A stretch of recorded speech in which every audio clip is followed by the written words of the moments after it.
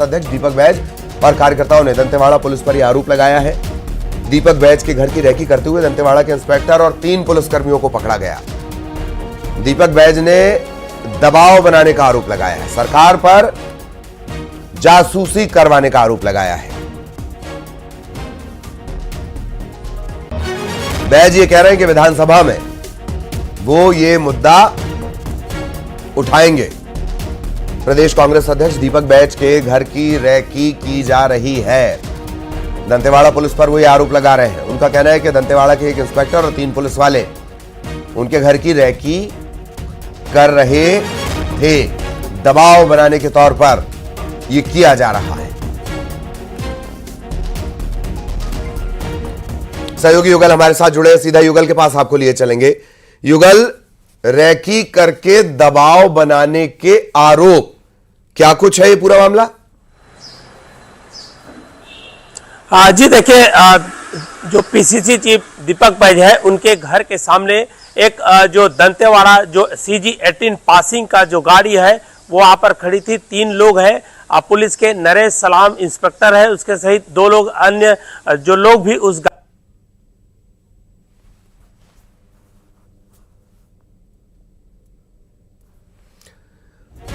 कुछ तकनीकी दिक्कत है, युगल की आवाज नहीं पहुंच पा रही है और दंतेवाड़ा पुलिस पर वो ये आरोप लगा रहे हैं। चूंकि इस तरह की गाड़ी दिखी है, दंतेवाड़ा का एक इंस्पेक्टर, 3 पुलिस वाले वो नजर आए हैं, यही वजह है। वो ये कह रहे हैं कि सरकार उनकी जासूसी करवा रही है।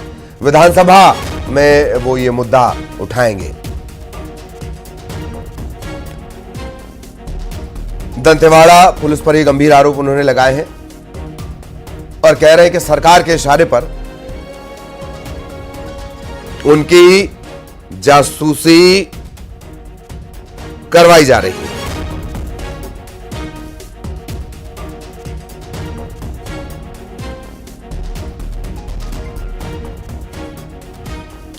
आरोप लगाए जा रहे हैं दीपक बैज की तरफ से कि सरकार उनकी जासूसी करवा रही है। और एक बार फिर युगल के पास आपको लिए चलेंगे। युगल, आप अपनी जानकारी पूरी करें। जी देखिए ललित, दीपक बैज ने आरोप लगाया है कि उसके घर की रेकी कराई जा रही है।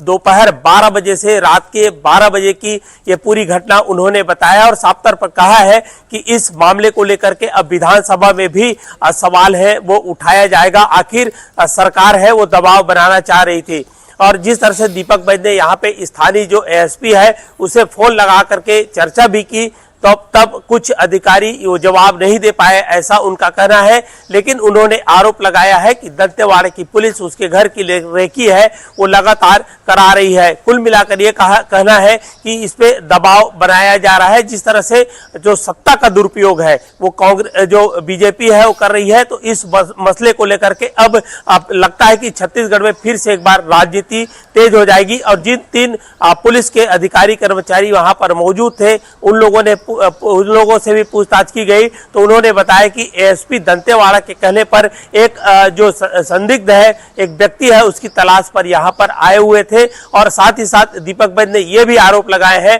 कि एक जिला पंचायत सदस्य है जो उनसे यहां मिलने आ रहे थे, उन्हें भी डिटेन किया गया है, रोका गया था। तो कुल मिलाकर यह है कि अब सियासत है छत्तीसगढ़ में एक बार रेकी के मामले को लेकर के फिर से तेज होने वाली है। जी ललित। बिल्कुल, बहुत बहुत धन्यवाद आपका युगल इस तमाम जानकारी के लिए। सहयोगी युगल विस्तार से जानकारी दे रहे थे। खबर शाजापुर से, जहां शुजालपुर से ट्रक समेत चोरी हुए 400 क्विंटल सरकारी चावल के मामले में शुजालपुर मंडी थाना पुलिस ने एक संदिग्ध समेत ट्रक और 735 बोरी चावल बरामद कर लिया है। दरअसल नागरिक आपूर्ति निगम ने सरकारी दुकानों पर सप्लाई होने वाला चावल 15 फरवरी को शुजालपुर भेजा था और ट्रक में भरकर आया ये माल सरकारी गोदाम के सामने से चोरी हो गया था। 80 CCTV कैमरे के फुटेज खंगाले गए हैं। एक आरोपी को धर दबोचा गया। मामले में मुख्य 2 आरोपी शुजालपुर सिटी निवासी शाकिर पन्नी और मंडी के प्रेमनगर इलाके का ड्राइवर गोलू उर्फ शाहरुख इस वारदात में शामिल बताए जा रहे हैं। आरोपी 65 बोरी चावल खपा चुके थे। बचा हुआ माल ये राजस्थान ले जाने की फिराक में थे।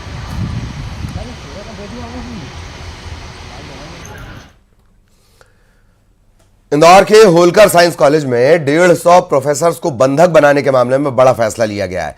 9 सदस्यीय अनुशासन समिति की बैठक में 4 छात्रों को बर्खास्त करने का फैसला लिया गया है। इसमें छात्र आलेख द्विवेदी, पीयूष, सचिन राजपूत, सना दीक्षित, इन्हें रस्टिकेट कर दिया गया है। कॉलेज प्रबंधन ने चारों छात्रों को टीसी देने का भी निर्णय लिया है। कॉलेज प्रबंधन पेरेंट्स की अपील पर सजा पर विचार कर सकता है। प्रशासन की रिपोर्ट में चारों छात्र दोषी पाए गए थे।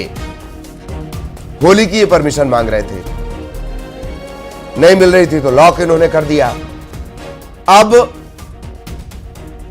इन्हें बर्खास्त करने का फैसला लिया गया है।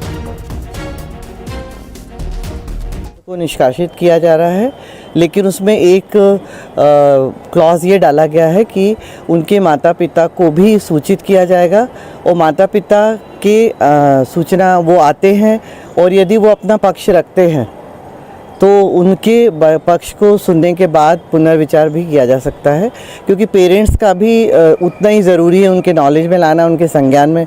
पेरेंट्स को पता नहीं है कि बच्चों ने क्या किया। तो अभी तो बच्चे निष्कासित हैं महाविद्यालय से, आज से उनका प्रवेश ही बंद है और ऑर्डर भी निकाल दिए निष्कासन के। इतनी हैरत की बात है, छात्र राजनीति चलेगी कॉलेज के अंदर, लेकिन प्रदर्शन नहीं चलेगा। छत्तीसगढ़ विधानसभा में आज भी हंगामे के आसार हैं। दरअसल आर्थिक सर्वेक्षण 2024-25 को पटल पर रखा जाएगा। वित्त मंत्री ओपी चौधरी पटल पर आर्थिक सर्वेक्षण रखेंगे। 2024-25 बढ़ते क्राइम, डिजिटल अरेस्ट, इसका मुद्दा गरमा सकता है। अस्पतालों में दवा उपकरण खरीदी में अनियमितता, अस्पतालों में अव्यवस्था का मुद्दा उठेगा। आयुष्मान योजना के तहत इलाज के नाम पर भ्रष्टाचार के मुद्दे पर भी मंत्री से सवाल होंगे। प्रश्नकाल में युवा रोजगार से जुड़ा मुद्दा भी हावी रहेगा।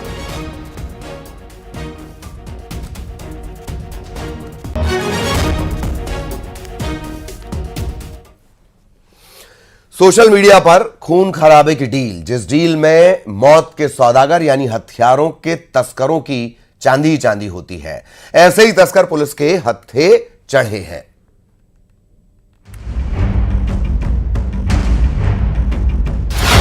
इनके ट्रिगर पर खून खराबा।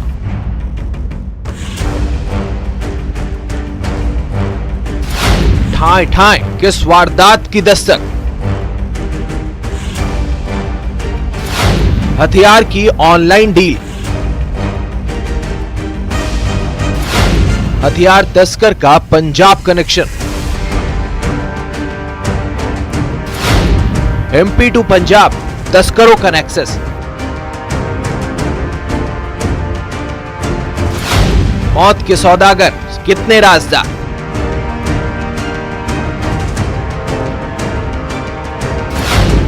गैंग का सरगना कौन, कहां होनी थी सप्लाई। एक ऐसी डील जो कभी चुपचाप होती तो कभी सोशल मीडिया पर बकायदा हथियारों की तस्वीर भेजी जाती है और उसके बाद जैसे ही सौदा तय हुआ, गैंग के गुर्गे हथियारों की खेप लेने आते। हथियार बनाने वाले लोगों के लिए फायदे की डील। इन हथियारों को महंगे दामों पर बेचते हैं और हथियारों के खरीदार उसे दूसरी गैंग को मुंह मांगे दाम पर बेचते हैं। लेकिन यकीन मानिए, इस शूटआउट में किसी न किसी वारदात की आहट होती है। खरगोन की बैडिया पुलिस को ऐसा ही इनपुट मिला था कि हथियारों की डील होने वाली है। पुलिस के हाथ 2 तस्कर लगे जो एक स्टेट से दूसरे स्टेट हथियारों को ले जाने वाले थे। दोनों के पास बैग था जिसमें थे अवैध हथियार। कुल 2 आरोपियों को 7 नग कंट्री मेड आधुनिक पिस्टल के साथ में पकड़ा है, जिनकी कुल कीमत 1,75,000 रुपए के आसपास आकी गई है। ये 2 आरोपी पंजाब के फाजिलका के रहने वाले हैं, जिसमें एक का नाम है सुनील निवासी बलेल के हसन, थाना अमीर खास, तहसील जलालाबाद, जिला फाजिलका, और दूसरा संदीप निवासी बलेल के कमाल, थाना अमीर खास, तहसील जलालाबाद, जिला फाजिलका, पंजाब के हैं। अभी इनके आपराधिक रिकॉर्ड की हम लोग तलाश कर रहे हैं और इनके साथीदारों के बारे में भी हम लोग तलाश कर रहे हैं। सबसे खास बात यह है, जो एजेंट हथियार लेने आए थे, दोनों हथियारों के तस्करों का ताल्लुक पंजाब से है।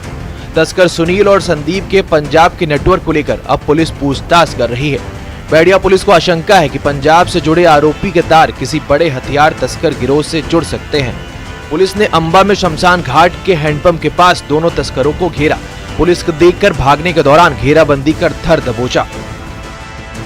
1 वर्ष से हम लोग लगातार कार्रवाई कर रहे हैं और पुलिस की ताबड़तोड़ कार्रवाइयों के चलते ही इतनी बड़ी सफलता हाथ लगी है। पुलिस ने अन्य राज्यों से आने वाले, अन्य जिलों से आने वाले लगभग सभी अपराधियों को पकड़ने में कामयाबी हासिल करी है और हमारा मुखबिर तंत्र भी मजबूत हुआ है। इससे इन अपराधियों में खौफ बढ़ा है।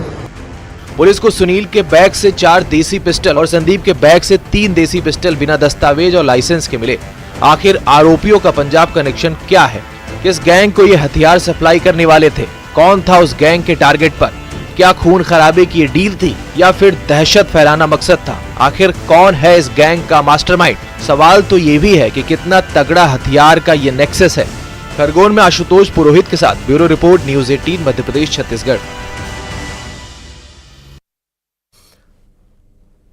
इधर जबलपुर में फर्जी जाति प्रमाण पत्र के जरिए नौकरी हासिल करने के मामलों की जांच शुरू हो गई है। कलेक्टर दीपक सक्सेना ने सभी तहसीलों के एसडीएम को जांच के आदेश दिए हैं। आपको बता दें, कलेक्टर के आदेश के बाद रांझी, जबलपुर, आधारताल, पनागर, मझौली, पाटन, शाहपुरा और गोरखपुर तहसील में पिछले 5 साल के जाति प्रमाण पत्रों की जांच की जा रही है।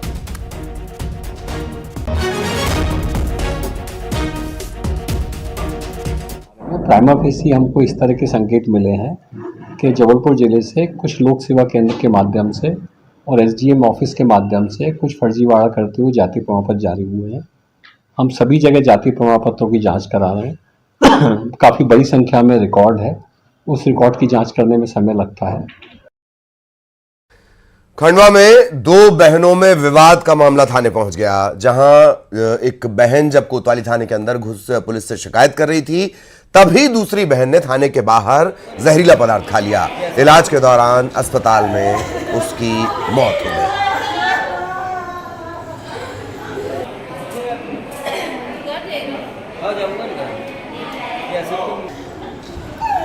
वहाँ पे तीनों का एक्सीडेंट डाउन कर दिया गया था। उसके बाद ये आज पुनः फिर आए। आज भी यही चीज़ आई कि इन्हें हमारे घर से निकाला जाए कि बहन का और उनकी सास का कहना यही था, या तो ये वहाँ रहे या तो यहाँ रहे। ये इनकी बहन जो है अंदर शिकायत करने के लिए आई थी, तभी इन्होंने घर से लाई हुई जो कीटनाशक या जो भी पॉइजन था उसको उन्होंने पी लिया। तत्काल हॉस्पिटल पहुँचाया गया, वहाँ इलाज किया गया और डॉक्टर्स ने मृत घोषित कर दिया गया। रीवा में प्रशासन ने निरोगी काया अभियान की शुरुआत की। इसके तहत 8.25 लाख लोगों की निःशुल्क जांच करने का लक्ष्य रखा गया है। रीवा जिले में 34 दिनों में शहर की तकरीबन आधी से ज्यादा आबादी की स्क्रीनिंग की जाने वाली है। 5 चयनित बीमारियों के अलावा मोटापे के चलते होने वाली समस्या, नॉन अल्कोहलिक फैटी लीवर की जांच भी की जाएगी। जिला अस्पताल, सिविल अस्पताल, प्राथमिक स्वास्थ्य केंद्र और संजीवनी क्लिनिक पर रोजाना कैंप लगेंगे। मरीज द्वारा पंजीयन कराए जाने के बाद ब्लड प्रेशर और डायबिटीज की जांच मौके पर की जाएगी। रीवा में 34 दिनों में शहर की तकरीबन आधी से ज्यादा आबादी की स्क्रीनिंग की जाने वाली है। 5 तरह की टेस्टिंग के जरिए सेहत का ब्लूप्रिंट तैयार किया जाएगा। कितने लोग बीपी, शुगर जैसी बीमारियों से पीड़ित हैं, ब्लड, लिवर फंक्शन, अल्ट्रासाउंड जैसे टेस्ट फिटनेस तय करेंगे। जरूरत पड़ी तो परिवार में बीमारी की हिस्ट्री भी ट्रैक होगी। 30 साल से अधिक उम्र के लोगों में गैर संक्रामक रोगों की पहचान के लिए तकरीबन 8 लाख से ज्यादा लोगों की स्क्रीनिंग का लक्ष्य रखा गया है। देश के साथ साथ मध्य प्रदेश में भी 20 फरवरी से 31 मार्च 2025 तक निरोगी काया अभियान पूरे प्रदेश में संपन्न कराया जा रहा है।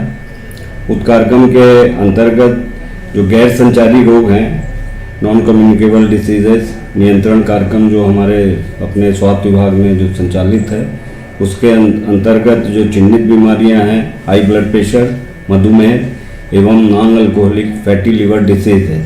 3 बीमारियों का स्क्रीनिंग का ये महाअभियान है जो। और इसी के साथ इस बुलेटिन में इतना ही। खबरें जारी रहेंगी।